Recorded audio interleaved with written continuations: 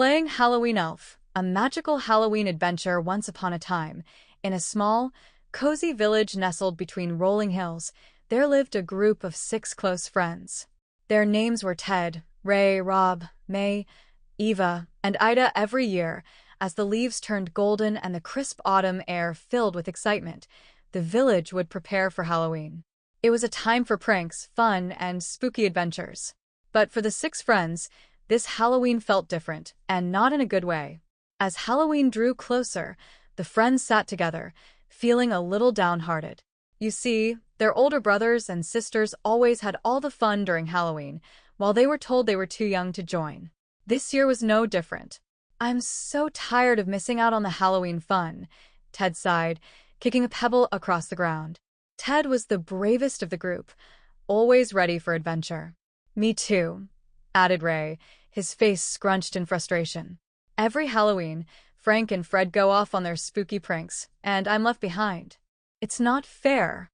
Rob, the thoughtful one, nodded. "My mama promised I could go this year if my brother Roy took me, but he didn't want to. He said I was too much of a kid to bring along. I just don't get it." "Only 5 years older, and they act like they're all grown up," Ted exclaimed, crossing his arms. "But 5 years is a pretty big difference," Ray said, trying to be fair. "Still, it's not fun being left behind." Despite their grumbles, they decided that in 3 years, they would go out on Halloween all by themselves, without needing their older siblings. It was a promise they made to each other. As they sat together, their sisters, May, Eva, and Ida, joined them. The boys shared their frustration, and to their surprise, the girls had the exact same story. "Our older sisters are off having Halloween fun without us too," said May. "They're doing those Halloween rituals where you can find out who your future husband will be. Can you believe that? We wanted to join, but they said we'd see ghosts and goblins if we didn't stay away." "Ghosts and goblins," Ted said with a laugh. "That's just to scare you off. They probably don't want you tagging along." Suddenly, Eva's eyes lit up with excitement. "Wait a minute. What if we become the ghosts and goblins and scare them instead?" The group went silent for a moment, letting the idea sink in.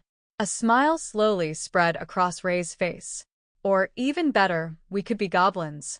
Goblins are always causing mischief, and that sounds like way more fun." Ida, who didn't like the idea of being naughty, shook her head. "I don't know about mischief," she said thoughtfully. "How about we become fairies instead?" "But only the naughty fairies come out on Halloween night," May reminded her with a giggle. "We could be trickster fairies, maybe?" Then May had an even brighter idea. "Wait, how about we play elves? Not just any elves, but helpful Halloween elves. We could do good deeds for people without them knowing. That way, we can still have fun and make others happy." Everyone's eyes lit up. It was perfect. They wouldn't be missing out on Halloween after all. They would have their own special adventure, full of kindness and joy. "Yeah," Rob agreed, his face beaming. "We can each pick something kind to do for someone and secretly help them, like little elf spirits. It'll be our own Halloween tradition." The group bubbled with excitement as they started brainstorming their secret elf missions. Ida, who decided her elf name would be Floss, wanted to help a neighbor by doing the dishes while she put her baby to bed. Rob, now named Flitter, planned to fill an old lady's woodbox so she wouldn't have to carry the heavy logs herself. Ted, who took the elf name Prancer, wanted to help his aunt by covering her plants to protect them from the chilly night air. Each friend came up with their own elf name and a kind deed to complete. They were no longer feeling left out. Instead, they were bursting with excitement for their secret Halloween mission. Just when they thought the day couldn't get any better, Rob suddenly remembered something. "Oh, And guess what? My grandma is throwing an elf party at her house tonight. She said we can all come after we finish our good deeds." Everyone cheered with joy. A secret mission and a party? This was turning into the best Halloween ever.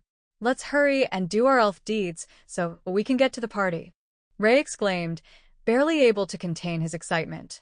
With newfound energy, the friends set off on their secret elf missions, each determined to finish their good deed before the night was over.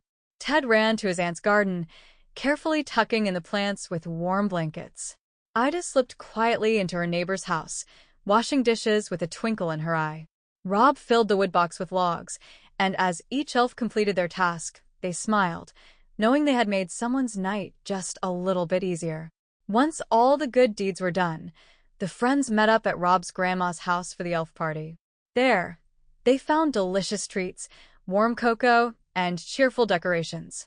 They laughed and told stories about their secret missions, feeling proud of the kindness they had spread.